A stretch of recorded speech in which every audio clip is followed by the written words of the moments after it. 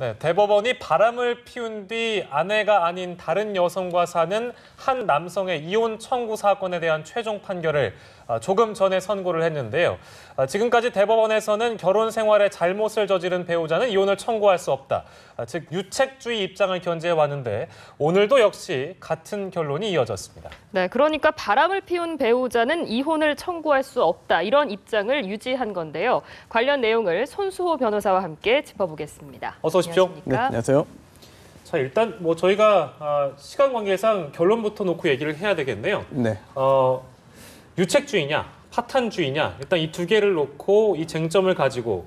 근데 사실은 대법원이 전에 공개 변론도 했었잖아요. 네, 그렇습니다. 근데 글쎄요, 뭔가 변화될 수 있는 조짐이 약간은 있지 않느냐라는 예상도 있었습니다만 일단은 이게 그냥 그대로 견지한 것 같아요. 어떻게 보셨는지요, 결과를? 네, 일단 그 대법원 전원 합의체로 넘어갔고 예. 또한 그 공개 변론까지 했다는 것 자체가 일단은 변화의 조짐을 보여주는 것이었는데요. 예. 하지만 변화의 결과가 발생하지는 않은 것으로 보입니다. 예. 그래서 그동안에 이제 기존의 대법원의 그런 견해였던 유책주의가 유지됐고요. 예. 아직은 그 오히려 해외에서 더 많이 이제 인정하고 있는 파탄주의가 아직은 이번 판결을 통해서 도입은 안 됐는데요. 예. 하지만 지금까지의 추세라든지 아니면은 그동안의 변화의 양상을 볼 때는 시간이 좀 더 지난다면은 언젠가는 파탄주의가 도입될 가능성, 그 시기가 뭐 멀지 않은 아주 근래에 이루어질 가능성도 배제할 수는 없어 보입니다. 네, 지금 들어온 속보에 의하면 77.7%가 협의 이혼이다. 파탄주의 채택은 필연성이 없다. 근데 우리가 이제 단어부터 좀 정리를 해볼게요. 네. 유책주의, 파탄주의, 이제 법률 용어라서 좀 어렵긴 합니다. 네. 이 두 개를 좀 정리를 해주세요. 네, 유책주의 말 그대로 책임이 있는 사람이란 얘기죠. 유책 예. 배우자. 그래서 유책주의라고 하면 이혼 소송의 경우에 이혼의 경우에는 양측이 합의하면 얼마든지 할 수 있습니다. 그렇죠. 협의 이혼이겠죠. 네. 예. 그런데 합의가 이루어지지 않습니다. 한 명은 하고 싶어하고 한 명은 하기 싫다고 했을 경우에 문제가 예. 되는데요. 이 경우는 이혼 소송으로 갈 수밖에 없겠죠. 예. 그런데 잘못은 한 사람은 네. 내가 잘못을 했지만 이혼을 하고 싶다라고 해서 소송을 제기한다 하더라도 이길 수가 없다라는 게 현재 네. 그 법원의 그런 판결이고요. 50년간 그래왔고요. 그렇습니다. 그동안 네. 계속 그래왔습니다. 또 반대로 내가 잘못을 당한 사람, 네. 상대방이 잘못을 했기 때문에 내가 이혼을 하고 싶습니다라고 해야만 이혼 판결에 승소할 수 있다는 것이 유책주의가 되겠고요. 예. 그와 반대로 누가 잘못을 했느냐, 누가 혼인 파탄의 원인을 제공했느냐 여부와 관계없이 지금 현재 혼인이 이미 파탄돼 있다면 혼인 생활에 지금 더 이상 유지할 수 없을 정도로 깨져 있다고 한다면 예. 누가 잘못했는지 여부와 관계없이 어느 한 사람만 비록 잘못을 한 사람이라더라도 네. 나 때문에 내가 바람을 피우고 내가 상대방을 때리고 해서 혼인이 파탄시킨 그런 장본인이라 하더라도 네. 그 사람이 이혼 소송을 제기해도 이혼할 수 있게 하는 것이 파탄주의이기 때문에 굉장히 차이점이 크다고 할 수 있습니다. 굳이 그러니까 두 가지 시각을 비교해 보자면 유책주의는 결과보다는 과정에 일단 초점을 맞추고 있는 것 같고 파탄주의는 뭐 지금껏 결과를 놓고 봤는데 혼인을 유지할 이유가 없다. 결과에 초점을 맞춘 거네요. 네, 그런 측면에서 이해하시면 굉장히 이해가 좀 더 쉽고 빠를 것 같습니다. 예.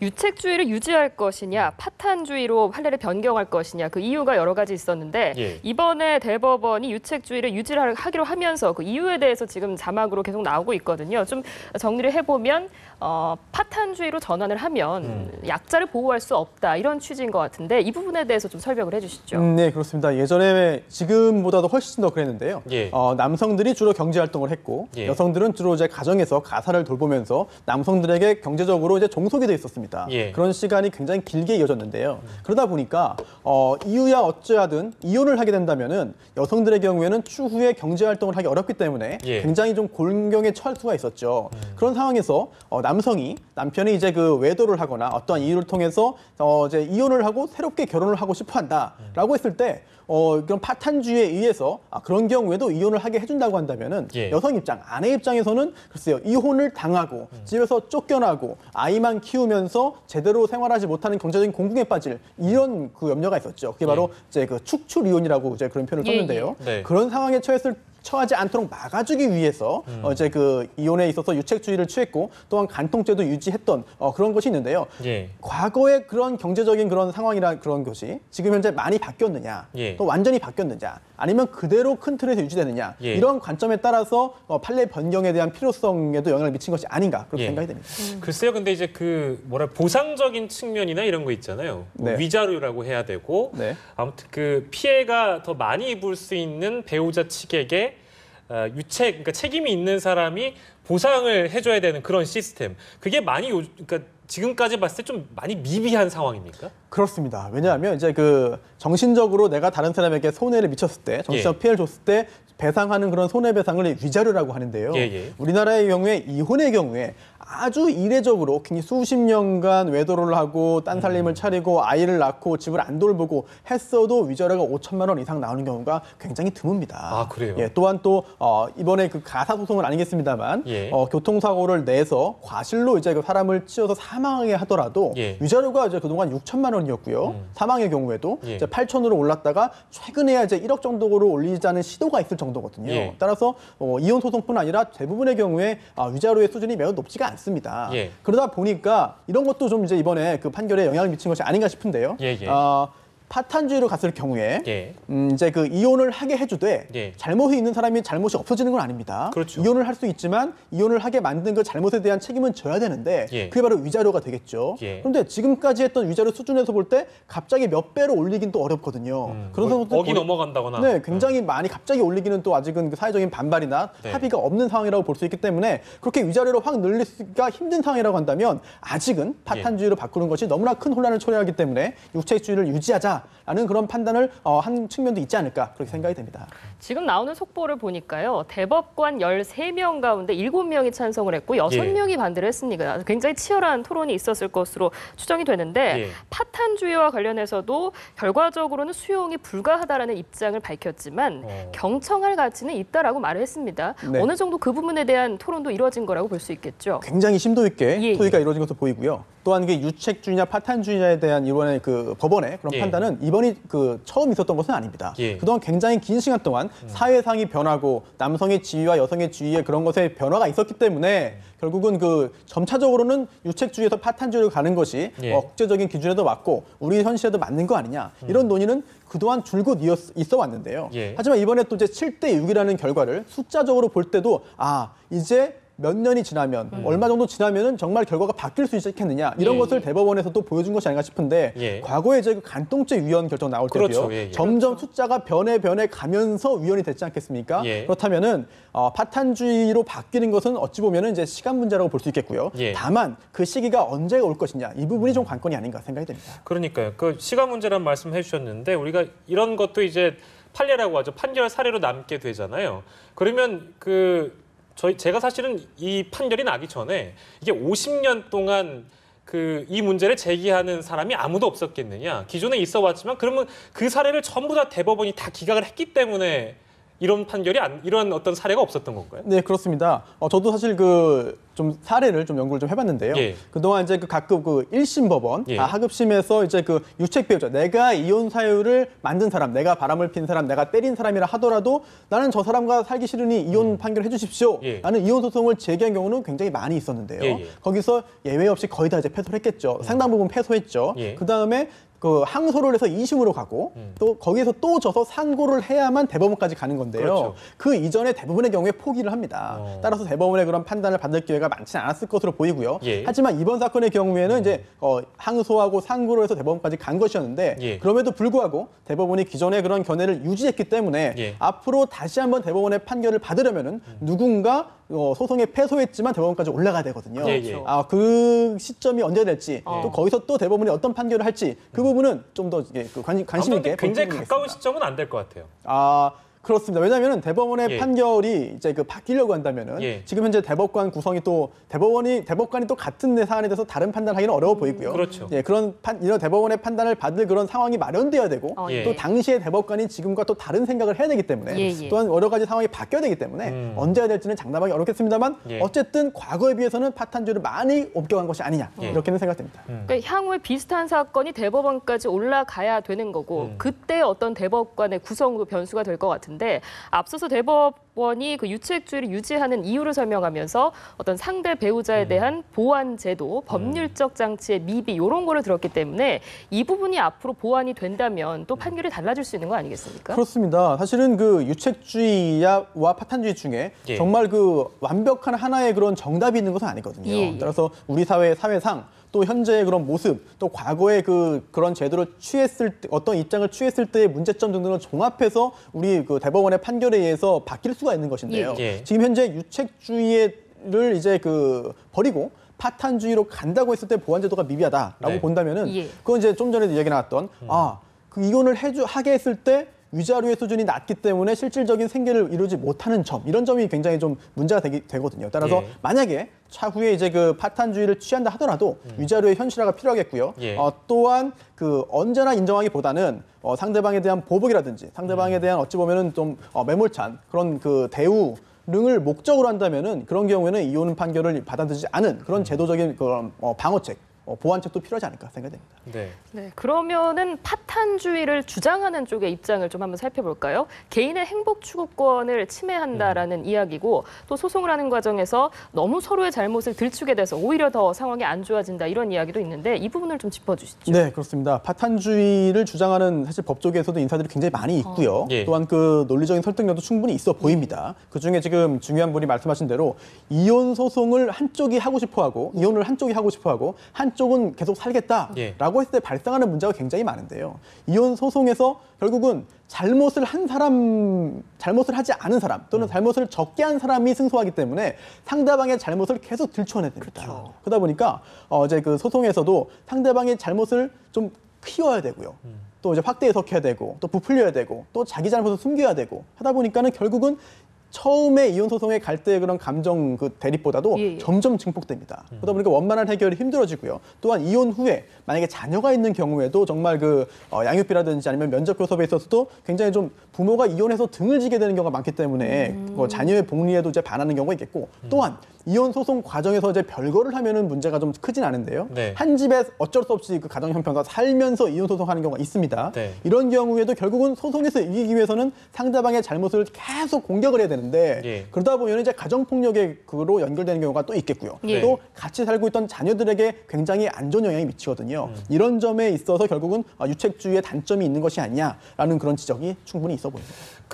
뭐 상황을 가정을 해보건데 만약에 오늘 결론이 달랐다면 예를 들어서 파기환송이 됐다거나 다른 결론이 나왔다면 이제 뭐 간통죄도 그때 상황이 그랬습니다만 간통죄 폐지 이후에 소송이 더 늘었다더라 뭐 이런 얘기 많잖아요. 근데 네. 이번에 만약에 파기환송이 됐다면 마찬가지로 이혼 소송이 줄을 이을 것이다 이런 얘기도 있었단 말이죠. 그런 부분도 어느 정도 우리가 감안해서 본다면 아까 말씀하신 그런 위자료 부분들 이런 게 다 연관돼서 생각될 수 있을 것 같아요. 네, 그렇습니다. 사실 그 이혼이라고 딱 하나만 놓고 보자면은 뭐 예. 복잡하지 않아 보일 수도 있겠습니다만 그거는 어찌 보면 너무 단편적인 생각이고요. 우리 삶에 있어서 또 우리 그 가정 생활에 있어서 굉장히 중요한 게 혼인 제도 아니겠습니까? 예. 혼인과 이혼인데 또 이제 자녀들까지 그 가입된다면 굉장히 더 복잡해지겠죠. 이런 것을 본다면은 오늘 재판의 오늘 판결에 그런 영향은 굉장히 큰 것이 아닌가 생각이 되고요. 만에 하나 이제 지금 지적하신 대로 언급하신 대로 만약에 오늘 판결이 이제 예. 과거의 그런 유책주의에서 파탄주의로 바뀌는 판결이 선고됐다고 한다면은 굉장히 어마어마한 그런 변화가 있지 않았을까 생각이 되는데요. 예. 물론 변호사 입장에서는 소송이 많이 생긴다면은 그거는 이제 변호사의 수입에는 연결되기 때문에 좋은 측면도 있습니다만 그런 얘기를 제가 좀 드리고 싶은데 네. 곤란하실까 봐 못 드렸어요. 아니 뭐 저뿐만 아니라 이제 예. 이혼 소송을 전문으로 하는 그런 모든 변호사들은 예. 혹시 지금보다 바뀌면 좋지 않을까라는 생각을 하시는 경우도 있어요. 아, 그래요? 하지만 그런 변호사의 그런 일과 수입을 떠나서 예. 소송이 굉장히 많이 늘어나고 또한 그동안에는 유책주의이기 때문에 다시 가정이 이제 다시 화해를 하고 결합돼가지고 유지될 가능성이 있었던 그런 예, 가정이 이제는 무조건 소송부터 시작을 한다라고 한다면은 사회적으로 오히려 손해라고 볼 수도 있거든요. 결혼 풍토, 가족 풍토가 바뀌는 문제니까. 굉장히 큽니다. 이전에 예. 그 동성동본 금혼 제도가 예. 없어진 것, 또 간통죄가 없어진 것. 이어서 이번에 또 유책주의에서 파탄주의로 간다고 한다면은 예. 글쎄요, 또 시리즈처럼 이제 연결이 되는데요. 네. 이런 것을 본다면은 정말 우리 사회의 그런 과거의 유교적인 관습에서 네. 이제는 정말 굉장히 이제 서구적인 쪽으로 가는 거 아니냐, 거기에 그 마침표가 아니냐라는 분석도 있었는데 예. 이번에 대법원은 아직은 그런 결정은 하진 않았습니다. 시기상조라는 그런 인식이 있지 않았나 싶은데 예. 만약에 당분간은 아니겠습니다만 언젠가 이제 파탄주의로 간다고 한다면 그동안 있었던 여러 가지 판결과 법 개정과 맞물려서 굉장히 이제 우리 사회의 제도에 있어서는 뭐 굉장히 큰 변화 중에 하나가 아닐까 생각이 됩니다. 그러니까 혼인관계, 가족관계 전반에 큰 파장을 미칠 수도 있는 부분이지만 아직까지는 대법원이 시기상조라고 판단을 한 것으로 보입니다. 예. 저희가 오늘 판결 결과를 위주로 이야기를 해봤었는데요. 문제가 된 그 사건에 대해서 한번 짚어보겠습니다. 그 이혼을 청구한 A 씨는 이미 집을 나간 지가 꽤 오래됐습니다. 15년 그렇죠. 정도가 됐고 혼외자까지 낳은 상황인데 유책주의를 유지를 했기 때문에 지금 이 이혼은 안 되는 거잖아요. 근데 예. 이런 상황에서 법률적으로만 혼인을 유지하는 게 의미가 있겠느냐 이런 반론에 대해서는 어떻게 생각하십니까? 네, 그 부분이 바로 이제 파탄주의에서 지적하는 부분이죠. 예. 이제 실질적으로는 혼인이 깨진 지가 오래고 또는 같이 생활도 안 함에도 불구하고 단순히 다른 사람과의 새로운 그런 그 혼인을 하지 못하게 묶어두는 형식으로 예. 묶어두기 위한 걸로 이혼에 응하지 않아주는 거 아니냐. 네. 그렇기 때문에 이럴 바에는 차라리 이혼을 하게 해주는 것이 양쪽 당사자에게 이익에 부합한다라는 것이 파탄주의에서의 그런 그 시각이라고 할 수 있겠는데요. 예. 반대로 보자면은 네네. 지금 이제 그 76년에 혼인 신고를 했습니다. 예. 네. 그리고 98년에 이미 다른 여자와의 사이에서 그 혼외자 예. 아이가 아이를 있어요. 낳았고요. 예. 또 심지어 그 후에 2000년에는 아이의 집을 나갔습니다. 그렇죠. 예. 그리고 또 그 후에 15년째 계속 밖에서 낳은 아이를 이제 키우면서 이제 외도를 하고 이제 그 따로 살고 있는데요. 네.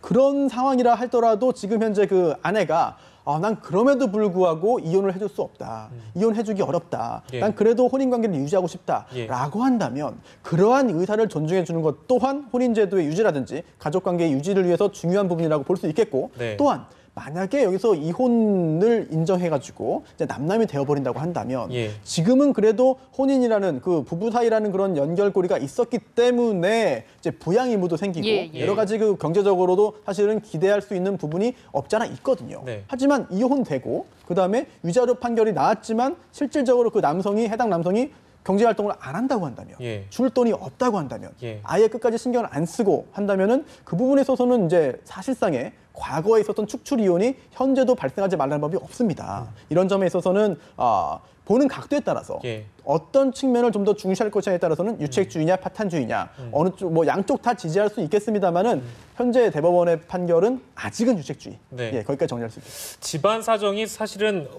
어떤지는 정확하게는 모르겠습니다만 이런 것들이 이어지다 보면 혹시나 아이들한테 피해가 갈까 봐 이런 부분이 가장 걱정이 많이 됐었고요, 사실은. 네.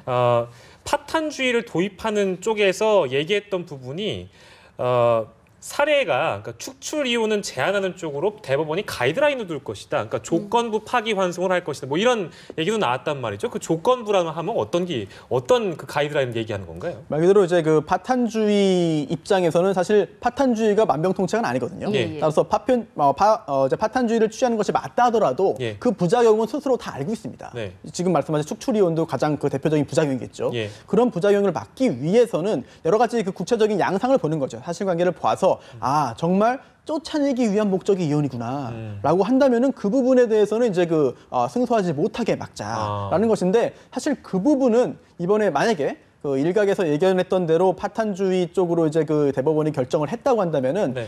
일단 지침을 줄 수는 있습니다. 왜냐하면 어떠한 단서를 달고 이러이러한 상황에 해당되지 않는 한 이제 그 파탄주의를 취한다라는 형식으로 이제 해석이 되겠죠. 그래요? 네. 그리고 그 조건이 이제 예를 들어 여러 가지가 있을 수 있겠습니다만은 네. 굉장히 긴 시간 동안 가정을 이제 등한시하고 오히려 상대방에게 굉장히 긴 시간 동안 뭐 경제적인 지원을 하지 않음으로써 예. 고통을 주었다든지 예. 아니면은 그동안 그 여러 가지 언행이라든지 이런 것을 통해서 굉장히 심한 정신적인 그 충격을 주었다든지 예. 여러 가지 뭐 그런 조건은 달기 나름이었는데 글쎄요. 그 대법원이 어떤 그 생각을 했는지 예. 소수 의견을 좀 보면은 좀 속 시원하게 알 수 있을 것 같습니다. 그럴 것 같습니다. 예. 그 해외 같은 경우 이제 파탄주의가 대세라고 하는데 방금 우리가 이야기했던 어떤 가이드라인 같은 거를 아예 가혹 조항으로 넣어놓는다고 해요. 이거는 법률적인 부분인가요? 물론 그 외국의 그런 법자가 다 다르기 때문에 예, 예. 일률적으로 말씀드리기 어렵겠습니다만 법에 넣는 것도 방법이 되겠고요. 예, 예. 하지만 이제 주로 영미법계에서는 이제 그런 코드보다는 이제 판례법에 의해서 있는데 대법원에서 이렇게 그냥 지침을 주면 됩니다. 예, 이러이러한 경우를 제외하고는 뭐 가능하다라고 한다면은 그 대법원의 그런 그 태도는 사실은 그 하급 법원을 사실상 구속하기 때문에 예, 네. 통일적으로 이제 우리나라 법원의 판단을 이제 규율할 수 있거든요. 예. 따라서 이번에 만약에 소수 의견이 6명이었지만 예. 한 명이 이제 견해를 바꿔가지고 7대6이 6대7로 바뀌었다고 한다면은 예. 글쎄요 굉장히 큰 변화가 있지 않았을까 그렇게 생각이 네. 됩니다. 바람을 피운 사람도 이혼을 요구할 수 있는가 유책주의를 다시 한번 견지했다는 소식을 전해드리면서 손수호 변호사와 인사하겠습니다. 고맙습니다.